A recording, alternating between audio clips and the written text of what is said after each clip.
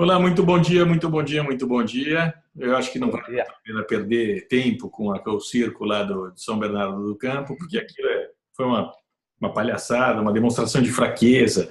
O Lula cercado por um punhado de militantes que não eram nem do PT, era gente, era massa de manobra de MST, MTST, PCdoB. O cara não existe mais. Lula é um presidiário, está lá na cadeia.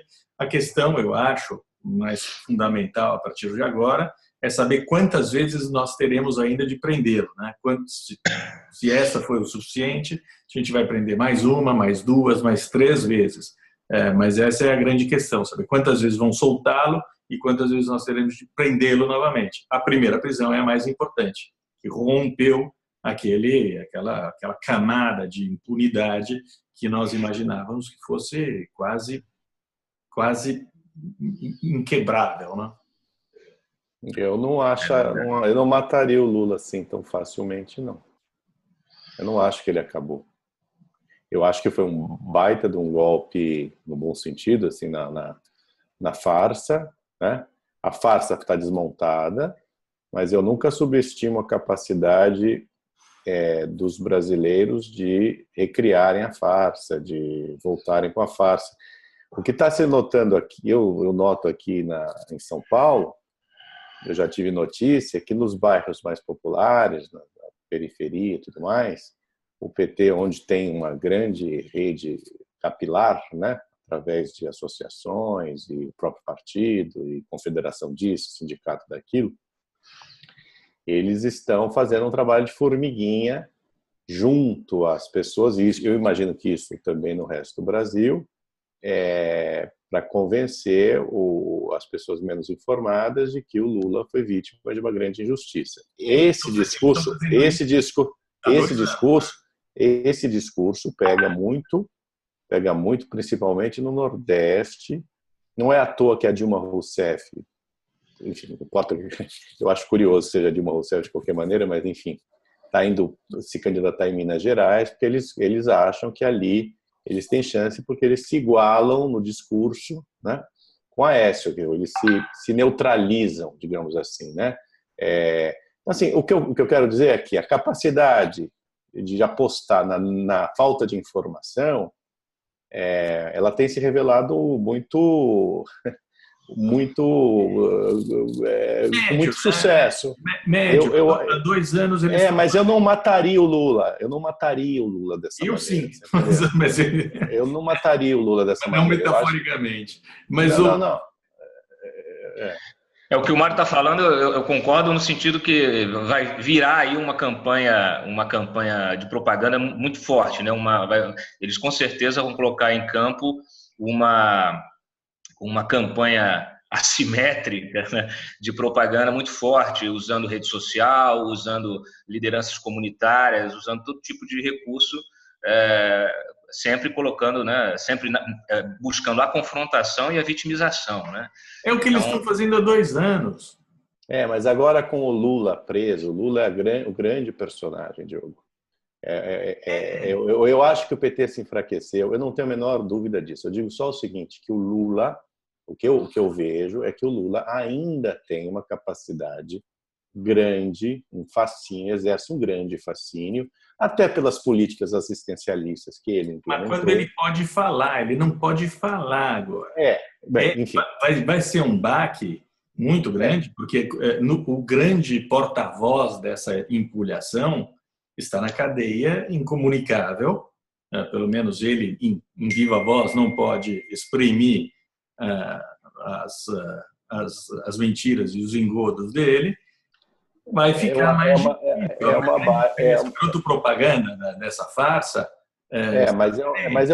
Eu acho que está muito mais difícil, concordo com você, mas não está morto, não. Não está morto. Não, é o que eu digo, a gente vai ter que prendê-lo muitas vezes ainda. Sobre isso eu não tenho a menor dúvida. Não, eu acho que esse é outro passo. Prender o Lula outras vezes é assim, o Lula foi preso, né? Agora o esforço é para não soltá-lo. Exatamente. Não soltá-lo dentro de um prazo que não seja razoável, fora do prazo da justiça normal, né? E quando ele sair, ele vai ser um Berlusconi. O Berlusconi saiu da cadeia, da prisão domiciliar, no caso, e tinha um apoio residual. Ele acabou com 13% aqui na Itália, e o Lula vai sempre ter essa pequena porção de eleitorado até a morte.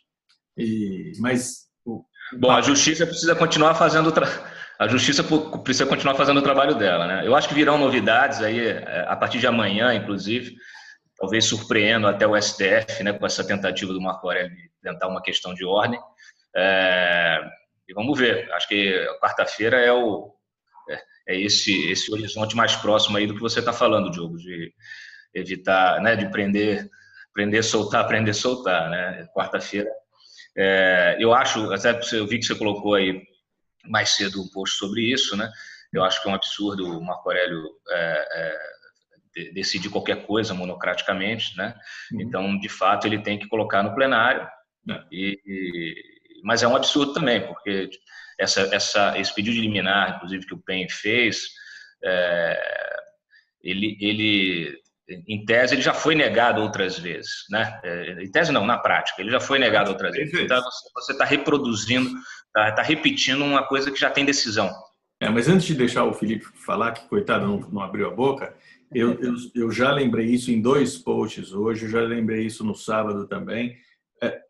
O que será julgado na quarta-feira não é equivalente nem às ADCs, nem aos pedidos de habeas corpus, é equivalente à liminar que foi negada por 8-2 para soltar o Lula. Quer dizer, eles querem suspender todas as prisões até que seja julgada a ADC do PEN. Exatamente. Ele não sai com 6-5. Os jornais estão falando, não é 6-5, 6-5, Rosa Weber decisiva. Olha, tem uma... Mas se ele vai tentar, obviamente, uma questão de ordem para julgar o mérito, né? Que é isso que ele está tentando desde a semana passada. Tem um outro truque que está em gestação lá no STF, que eu estou apurando e que eu vou colocar daqui a pouco no site, tá? Enquanto houver STF, há risco, né? E há risco dessas decisões monocráticas também, há risco de tudo. Embora, nesse momento, até o Gilmar Mendes, depois eu até fazer a notinha no site, que uma entrevista que ele deu lá em Portugal, ele está apostando que a Rosa Weber vai votar contra essa ala lulista do Supremo Tribunal Federal, naquele princípio dela de manter durante um longo tempo a jurisprudência estabelecida em outubro de 2016. Em relação ao risco eleitoral político, acho que o maior desses é o Lula sair da prisão, beneficiado por qualquer decisão do STF, como o Nelson Mandela de São Bernardo do Campo, e aí sim ele dá um grande discurso, posar de vítima, do sujeito que foi injustiçado e agora foi libertado, a tempo disso se refletir na campanha. Mas eu acho que está muito desgastado, eu acho que existe um temor exacerbado em relação à eficácia desse discurso vitimista petista. E eu acho que isso foi acentuado nas 4 eleições presidenciais perdidas pelo PSDB, que sempre teve rabo preso e sempre teve muito medo desse discurso vitimista e aí deixou de fazer as ações de enfrentamento ao PT em razão disso. E o Poder Judiciário não deixou de fazer. Eu acho que o Lula, no final das contas, depois de todo aquele circo no Sindicato dos Metalúrgicos do ABC, ele se entregou. Ele posou de vencedor, mas no final amarelou. Eu não sei se a Polícia Federal teve muitos momentos de preocupação em relação ao final daquele circo armado ali. Porque no momento em que eles deram o ultimato, o Lula saiu correndo que nem um cordeirinho. Ele posa de valente, mas quando sente que a barra vai sujar para ele, ele se entrega. Então, eu acho que mostrou para o eleitorado, que não é o eleitorado da militância petista mais forte, que vai morrer junto com o Lula, como o Lula desobedece às leis, como os outros parlamentares pregam a resistência à prisão, como os militantes são delinquentes que dão surra em manifestantes contrários. Eu acho que tudo isso não foi bom. Em termos políticos eleitorais para o PT. Eu acho que o Sérgio Moro, dando ao Lula a oportunidade de se apresentar e o Lula tendo recusado, ele expôs ao país como o Lula é desobediente e como até retroativamente a condução coercitiva pode ter se legitimado, porque quando a medida é mais gravosa, quando o depoimento naquele caso é mais complicado para o Lula, ele podia amarelar, ele podia fugir, ele tinha prestado depoimento em questões menores, assim, mas quando a coisa se complica para ele, ele pode fazer toda essa desobediência, todo esse show e tal, e isso justificará tomara, né, se o Lula estiver solto ou em prisão domiciliar, que ele seja preso imediatamente, sem qualquer generosidade nesse sentido. Então, em termos políticos eleitorais, eu não acho que foi bom, eu acho que ficou assim bem marcado. Não, peraí. Ninguém disse aqui que foi bom. Eu não estou dizendo que o show foi bom. Eu sei, eu estou dizendo que mas é que eu gostaria que ficasse claro. Eu não estou dizendo que o show foi bom. Óbvio que o show não foi bom. Eu não sei só se teve a dimensão que nós achamos, não teve a dimensão que eles achavam que teria, certo? Para o bem. Mas eu não sei se também teve a dimensão para o mal, eu digo, para o mal do PT, que a gente está imaginando.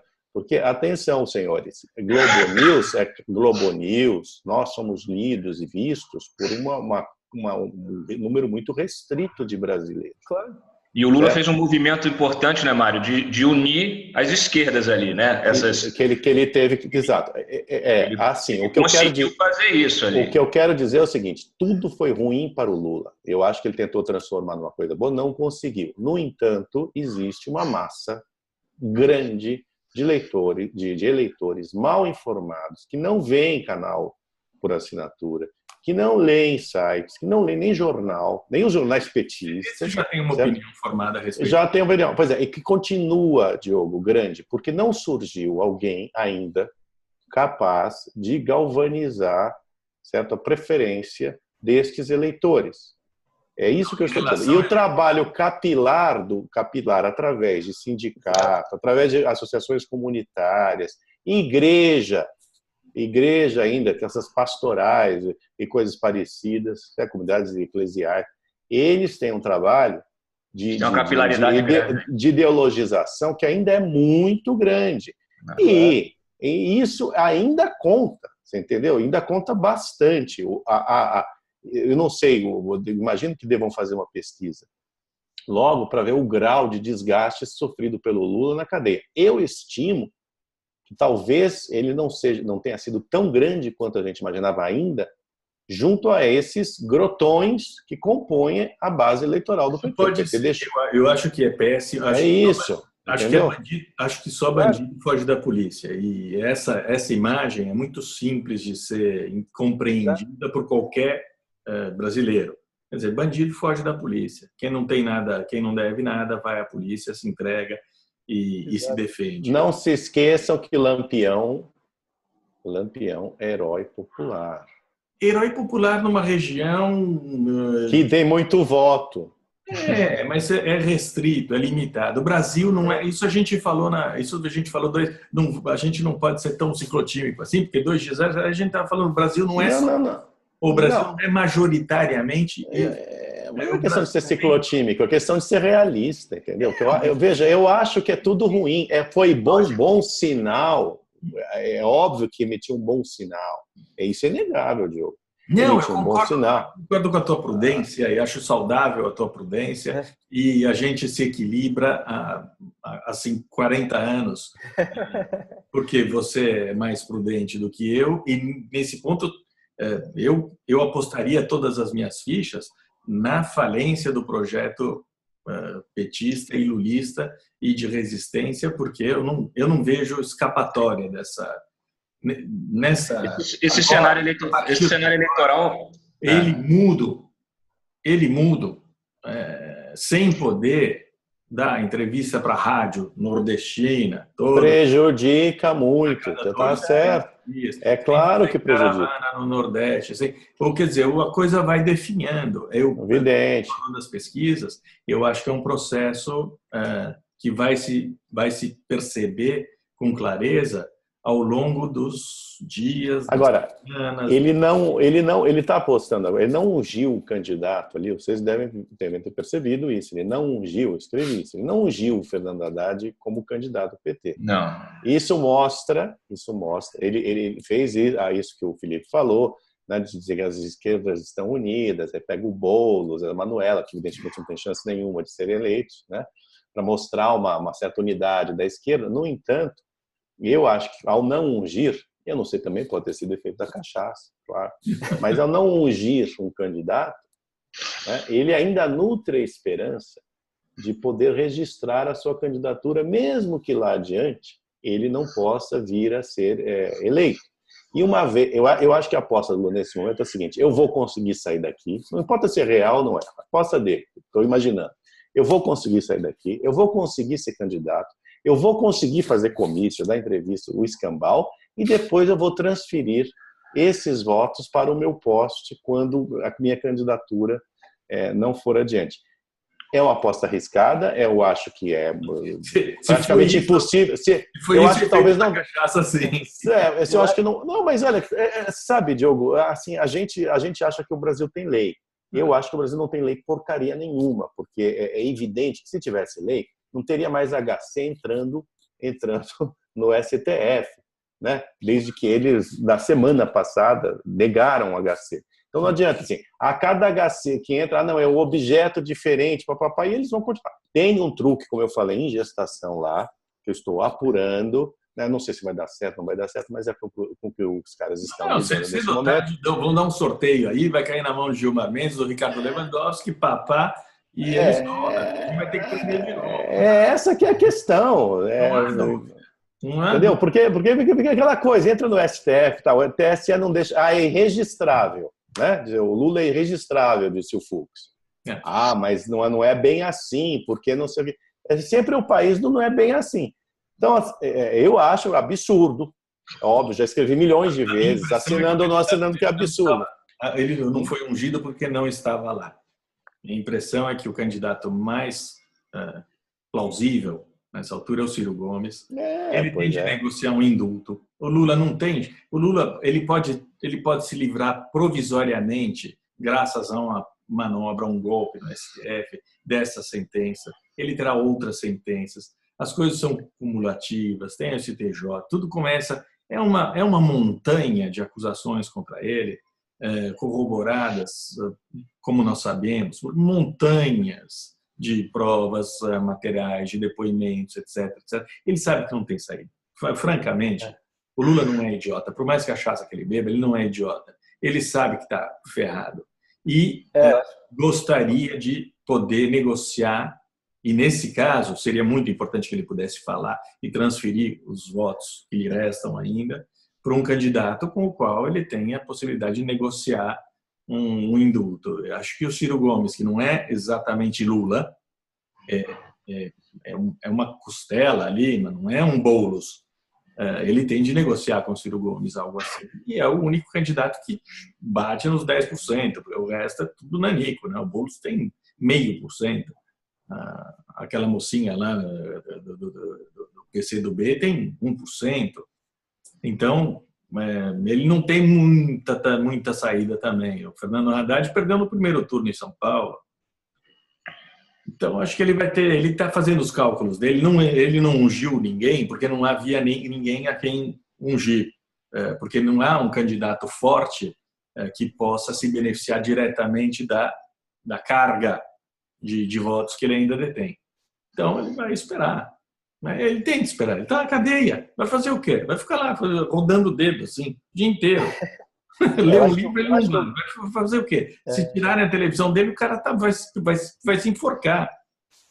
Eu acho que o grau de confiança na liberdade dele caiu muito. Eu nem chamaria mais de aposta na liberdade. Eu acho que já é uma esperança mesmo. Eu acho que ele tinha aposta de que ele não seria preso, de que ele contaria com os ministros que indicou para o Supremo Tribunal Federal, e ele perdeu, e para ele isso deve ter sido bastante surpreendente. Ele tinha uma sensação de onipotência. Lá no fundo, obviamente, devia ter algum receio, mas esses receios agora são muito maiores. Ele está preso e ele tem o risco de apodrecer lá na cadeia se os outros processos, principalmente, se acelerarem. Mesmo que um ministro aliado solte, ele pode ser preso, como o Diogo está dizendo. As condições estão dadas. As condições ele estão dadas até para... Em breve. E as condições estão dadas para decretar prisão preventiva nos outros processos diante da pataquada que aconteceu no sábado e tudo mais, evidente, porque ele virou um fator de risco à ordem pública. Agora está explicitado, né? E é um fato que era muito mais simples impedir a prisão do que soltá-lo, né? Soltar é mais complicado como operação, até mesmo no STF, do que se beneficiar de alguma manobra preliminar, tanto que eles estavam com uma urgência absurda, né? para conseguir uma manobra, um golpe que impedisse a prisão dele. Todo mundo dizia, depois vai ficar mais difícil soltá-lo. É óbvio que é mais difícil soltar um presidiário. É óbvio que um criminoso condenado e preso fica um rastro. Eu acho que a gente atingiu um grau de insegurança jurídica e todos os dados concretos, todos os dados concretos apontam para isso que nós estamos falando agora nesse momento. No entanto, eu tenho sempre e eu recomendo sempre um pé atrás, porque esses caras são capazes de tudo. E capaz de tudo é capaz de tudo mesmo. É capaz de tudo mesmo. Inclusive, assim, campanha de um condenado à justiça. Sim, pois pode existir. Porque os caras fazem o que querem. Não esqueçamos que o senhor Gilmar Mendes, o Gilmar Fon Mendes, porque ele é um ministro com pedigree, os outros não têm pedigree. O Gilmar Mendes... Ele é alemão? Ele é alemão. O Gilmar Mendes, ele não cassou a chapa Dilma Temer por excesso de provas. Eles foram capazes até disso, né? Para manter o foro privilegiado. Para manter o foro privilegiado. Recebido uma prisão temporária na operação. Pois então assim, eu acho que eu recomendo, não, evidentemente, é uma postura minha, ficar sempre atento, não achar que ninguém morreu de morte matada, porque... Seria uma burrice nossa apostar que é irreversível e que as coisas não vão sofrer nenhum tipo de golpe. A gente tem que ficar muito atento. E acho que a mobilização não pode terminar. Nós repetimos aqui. Muito pelo contrário, né? Eu acho que essa semana o pessoal tem que voltar para as ruas, inclusive. Foi para as ruas na terça-feira, aquilo foi importante. Semana... A gente sabe disso. Foi muito acima da nossa expectativa, inclusive, né? A participação das pessoas nesse protesto de terça-feira. Então, os dois lados, eu acho, a gente está com o pé atrás, mas os caras estão com medo também. Eles achavam que poderiam atropelar a justiça, que eles poderiam chegar no STF. Eu olho do outro lado também. Eles achavam que seria possível dar um golpe no STF, um silêncio de todo mundo. Como disse o Gilmar Mendes, vai todo mundo se acomodar. Isso era a percepção até terça-feira. Quer dizer, um dia antes do julgamento no STF, o Gilmar Mendes falou: todo mundo vai aceitar, vai calar a boca e vai se acomodar. Não foi o que aconteceu, a gente sabe por quê, e eles se surpreenderam também com a capacidade de organização da sociedade, da cidadania, de um lado que não está totalmente corrompido do STF, felizmente existe. A gente viu isso na votação da quarta-feira. Espera-se que esse lado se manifeste mais uma vez de maneira unida. O Barroso nos Estados Unidos, eu acho que foi bastante claro nesse sentido de que não se acabou, o jogo não terminou, né? Que existe ali a tentativa, a Operação Abafa continua em andamento, né? Para salvar a ATL, né? Os destinos de ATL estão indissociavelmente ligados. E você viu que teve a reunião do Temer com a Aécio. Então assim, não acabou, não terminou, né? Então, eu não sei se um dia vai terminar, o que é mais desesperador. Bom, do ponto de vista eleitoral, uma nova pesquisa também, Diogo, como você mencionou, também já pode considerar. E aí é uma curiosidade saber como é que vai ser o desempenho do Joaquim Barbosa nisso, né? Que agora ele já é um fator oficialmente, né, posto, e certamente ele vai carregar uma boa parte desses votos do Lula, né? Então, JB contra JB é uma possibilidade. Joaquim Barbosa e Bolsonaro. Essa é o duelo dos JB é uma possibilidade muito que está aqui na nossa frente. Falta pouco para as eleições. Joaquim Barbosa, que ficou providencialmente calado durante todo esse circo, tanto no STF, quanto da prisão, da ordem de prisão do Lula, da prisão do Lula. Ele está querendo realmente herdar os votos do Lula se ele realmente for candidato.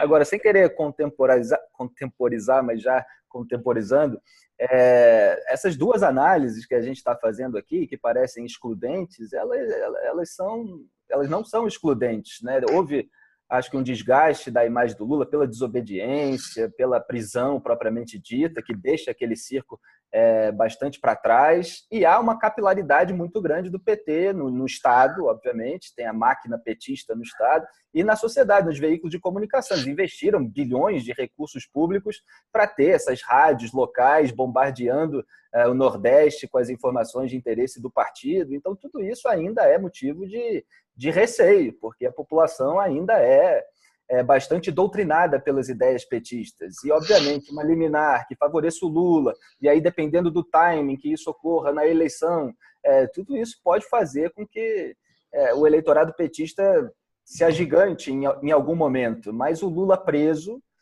depois de tudo isso, tira um pouco das armas do PT, como o Diogo está dizendo também. Então, continuar de olho e saber também, porque muita gente queria que fosse pautada, mesmo as pessoas críticas do Lula, que querem a prisão dele, queriam que fosse pautada a ação sobre o momento da execução da pena para ter mais segurança jurídica. Só que aí, se fosse revertida aquela jurisprudência de 2016, o Lula talvez não fosse preso nunca, né? Que nem Paulo Maluf, talvez fosse preso daqui a 14 anos, aquele recurso no STJ que pode demorar anos. O Diogo até acho que fez uma nota hoje mostrando que não é verdade, que isso pode acontecer, já o julgamento no STJ até o final do ano, que com todas as chicanas jurídicas isso pode demorar muito. E, aliás, foi o que aconteceu no caso daquele fazendeiro que motivou a proibição da execução da pena após condenação em segunda instância em 2009, ficou proibida de 2009 até 2016, o cara fez todas aquelas chicanas jurídicas lá no STJ, atrasou o julgamento, deu 5 tiros em outro sujeito, que foi baleado por 2 desses tiros, né? E o crime foi prescrito. Então, assim, se houvesse a revisão da execução da pena, talvez o Lula nunca tivesse esse desgaste que tem agora, porque eu acho que as pessoas têm muito medo dele ter o desgaste, aí depois ele ser solto e ter toda a votação em função da libertação, vai capitalizar isso para ele.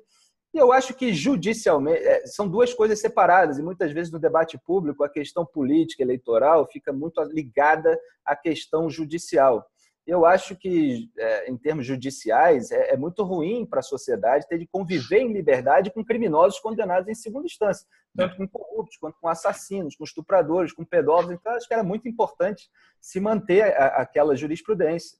E, politicamente, eleitoralmente, eu acho bom que o Lula seja preso. Agora, evidentemente, a gente precisa ficar de olho para que ele não seja solto. Então, não é nada excludente. Até porque em setembro assume o Toffoli, né, Felipe?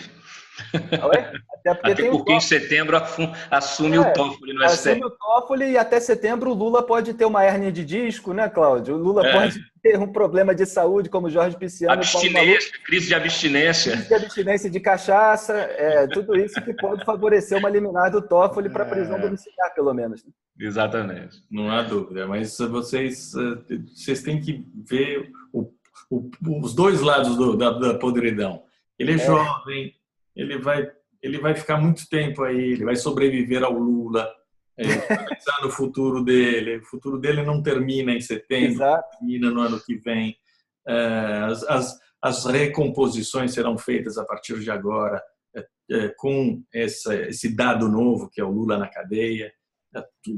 Tudo vai se mexer, tudo está se mexendo. E acho que esse sábado foi um liberatório. O Felipe tem razão sobre os meios de comunicação, mas você viu os dados do antagonista nesses dias, você vê que as coisas se equilibraram de outra maneira também, né? Eles podem pagar quanto eles quiserem para a rádio no Nordeste, mas quem não é pago, como nós, tem cada vez mais força. A gente pauta a sociedade, a gente pauta o resto da imprensa, a gente tem uma audiência que é comparável à dos grandes jornais. São fenômenos novos também, não é? Há um monte de novidades que uma estrutura enferrujada, velha, arcaica, como a do Lula, que se baseia só no atraso, ela vai ter de enfrentar esse mundo novo também. não é à toa que o PT bate na Globo. Porque a Globo, enfim, por mais que as TVs estejam já no caminho descendente, né, em função da internet, a Globo vê, metade da população brasileira assiste a Globo, né? Todo esse público aí que você falou, de leitores de jornais e sites jornalísticos e tudo mais, são 5 milhões de leitores. De fato, são formadores de opinião, é gente importante, claro, né? Mas não é este impacto que a gente imagina. Eu acho que as redes sociais, como eu sempre disse, vão ter um papel muito importante, cada vez mais importante, a internet também, mas num país como o Brasil, ainda vai demorar muito para que isso seja determinante. Enfim, o jogo está sendo jogado ainda, né? Eu acho que está em cima da eleição, mas ainda tem muita água para correr. E eu ficaria vigilante, só isso. Mas sem dúvida. Bom, quarta-feira a gente vai varar a noite de novo. O preço da liberdade, né, Mário?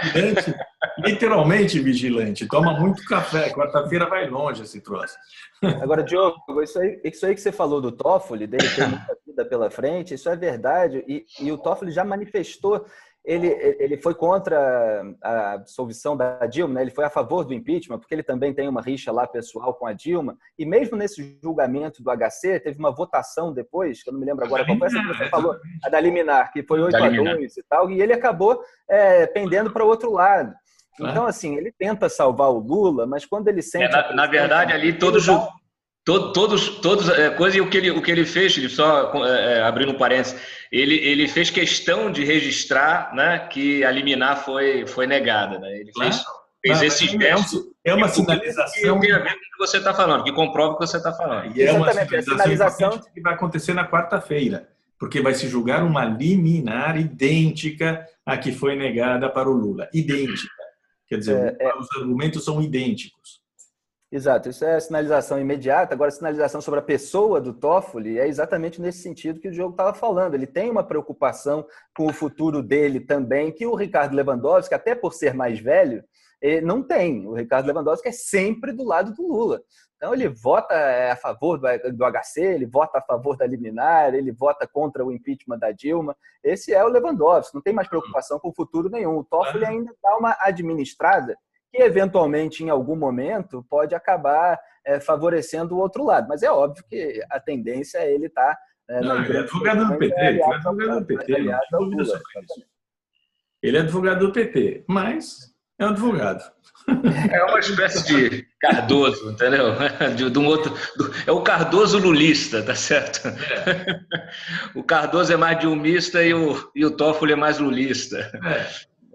Vamos ver esse negócio da liminar. Vai ser interessante. Vigilantes. Como disse o Mário, muito vigilantes. Abração, tchau. Tchau. Um abraço a todos.